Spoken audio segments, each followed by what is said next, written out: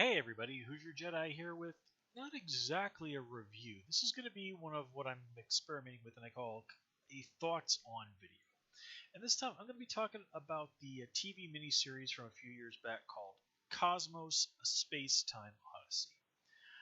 At the time the series originally aired, I did watch most of it, but I think I ended up having to move during the part of it, and for whatever reason, I never did watch all of the series. The show is now available on Netflix, and I finally got around to sitting down watching the whole thing from start to finish. And so rewatched the episodes I'd already seen, and watched the few episodes that I had not seen yet. And I just wanted to share a few thoughts on it. Now, this is basically a modern update of the old Cosmos: A Personal Odyssey, I think it was called, that the late great Carl Sagan did back in 1980, based on this book right here. This is I actually bought this book when I was in South Korea, and this is it really is an absolutely amazing book. There are times when Sagan lays out some of the math things that does go over my head, but one of the great things about both Carl Sagan and his protege Neil deGrasse Tyson is that they have a really amazing ability to sort of lay out these big ideas in ways that are both beautiful and simple to understand, even for people who are really not sciencey people. Now, I'm somebody who likes science, but you start getting into really heavy math and whatnot, my eyes are going to start to glaze over. But the really great thing about both this book and the modern update of it is that it really works so well to sort of lay these big ideas out in ways that are entertaining, easy to understand, and extremely convincing.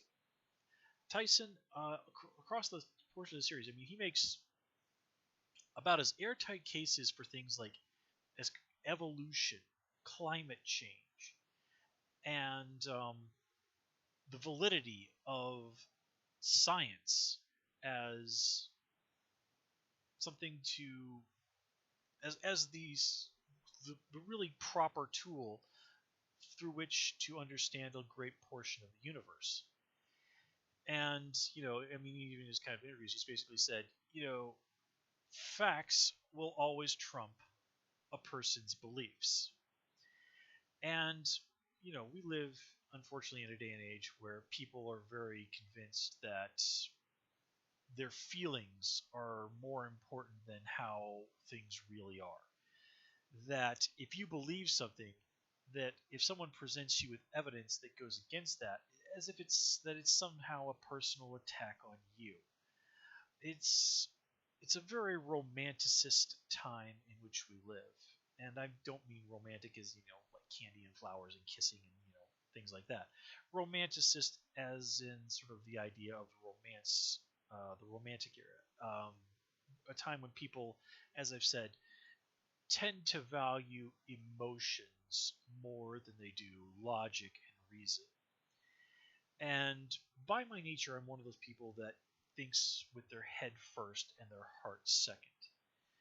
And well, naturally, like with all things in life, there's an important balance. But I do think that we've probably gotten out of balance, and that reason and logic seem to have fallen not only out of favor, but under suspicion. And one of the great things about Cosmos is that it really lays out why these things are important. Why going with science and logic and the scientific method are so important. And it's very upfront with the idea that, yes, sometimes scientists are wrong. Science, as Tyson even says, has known sin. Science has been used to harm people. Yes, that is true. But it is, at the end of the day, a tool that is really great for understanding our universe and doesn't take away, as some people charge, the mystery and the magic of the universe. And one of the beautiful things is that time and time again, the series goes with the idea that like science doesn't take away mystery and magic from the universe. When you use science, you to understand things. When you understand how things are, how artfully nature and physics and science come together to put our universe into existence, it is impossible not to genuinely be awed by this in a way that surpasses anything that mere merely the unknown could ever hope to achieve. And it also really does a nice job of highlighting all these people, men and women from across countless different cultures and centuries who have contributed to science and to making our world a better place. And it does point out that yes, these people made mistakes. They weren't perfect because no one is. But it is through their efforts of all these sorts of different people, some of whom we've heard of, some of whom we've not, that the world we live in, as imperfect as it is here, and that we are able to enjoy the, the fruits of it. And it also really lays out this really fantastic case, of why fighting climate change is extraordinarily important.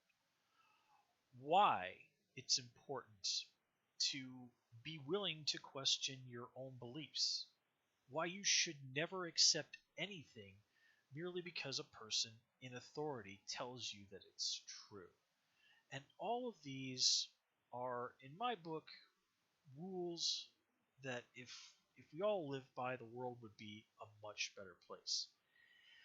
And Cosmos has this is extraordinarily well written. It has beautiful visuals. There's some fantastically moving music in it, and you also, if you pay attention, there are some nice notable people there who do voice work. I'm pretty sure I heard Patrick Stewart in there, Seth MacFarlane himself, who's one of the people of all people, who make the guy behind Family Guy, who is one of the people who helped bring this show to life, and he steps in and does the voice of Giordano Bruno, one of those lesser known people from history that this series spotlights. And while some interpretations of the contributions and actions of historical characters is it has been debated by people who have watched this series, that's just a part of life. Everybody, lots of historical figures have controversies surrounding them. But let me put it this way: I happened to see this sort of little meme on Facebook a couple of weeks ago talking about Cosmos, and it basically said this series got one season, while Duck Dynasty has gotten God only knows how many. And that's really, really sad. Here is a series about science that does an amazing job of both entertaining and educating and inspiring. It gets one season. And then some stupid TV show about some rednecks hanging out in the swamp gets T-shirts. I mean, I literally was at a restaurant today, saw a guy in a Duck Dynasty T-shirt, and I mean, to me that just seems like such a prime example of just how screwed up our priorities in modern life are. That we're going to spend all this interest and time watching stuff about some goofballs from the backwoods, when meanwhile, instead of having the opportunity to learn from one of the premier scientists of our age, or at least one of the most well known, most people just pass it by. And, as somebody who has spent a lot of time working in education, as somebody who values knowledge, as somebody who believes that we should think first with our heads, or at least in my case, that's what is right for me and the way in which I live my life. That's just so incredibly disappointing. But people are what they are. This is a series that you know, as somebody, as I said, who's worked in education, who has been a teacher, I wish this was something that we teachers were showing in our schools. You have no idea how many times when I was watching this series, I was like, I wish I could have been watching this when I was in school. I wish that when I was in a classroom that I could take time and show this to students. Just because I think it would do a great job of entertaining and educating them. And hopefully, maybe being that thing, that little spark that gets a kid to take an interest in something like science or engineering or ecology or what have you. Kind of the way how some of the stuff written by Carl Sagan inspired Tyson when he was just some kid from the Bronx in New York to ultimately take, start going down the path to becoming a scientist. I mean, it really is amazing how these little things, the tiniest thing, can spark that interest that sends a person down a path that ultimately kind of changes their life. One thing for me is when I was in college, I happened to read an article by a guy who was an exchange student at one of our sister schools in Japan, and he was just sort of talking about what it was like to be an American as being an exchange student at a Japanese college. Not only when that guy came back to the States did we end up meeting through mutual acquaintances and becoming good friends, I ended up getting into the same program that he did and going and being an exchange student in Japan, which led to me ultimately working in Japan and quite a few other things that changed my life. Now that's very different than science, but the point remains. So, while not without its flaws, and those are in my book precious few, this series Cosmos is something that is to me just truly beautiful, in moving and inspiring, and it's one of those things that really gets to you so much you just want to go out and show it and share it with everybody else that you can. Anybody that you could get to actually sit down and watch it, you'd want to. And very rarely do I get that from any show. And when a show is like that, particularly when it's a show that involves inspiring people to learn, that to me is extraordinarily special.